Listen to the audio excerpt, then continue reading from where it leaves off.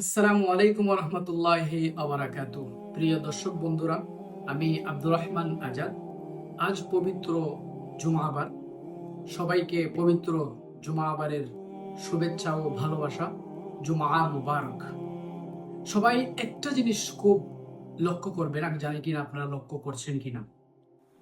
এখন খুবই দ্রুত গতিতে সময় চলে যাচ্ছে আমাদের। যেমন ধরেন, এক বৃহস্পতিবার থেকে আরেক বৃহস্পতিবার, এক শুক্রবার থেকে আরেক শুক্রবার, খুব দ্রুতই চলে যাচ্ছে। বুঝতেছি না আমরা কি কিয়ামতের সন্নিকটে চলে আসছে কিনা। রাসূল সাল্লাল্লাহু আলাইহি সাল্লাম একটা হাদিসে বলেছেন যে কিয়ামতের আগ মুহূর্তে সময়টা সংকীর্ণ হয়ে যাবে, সেটা কিভাবে চলে যাবে কেউ বুঝতেও পারবে না।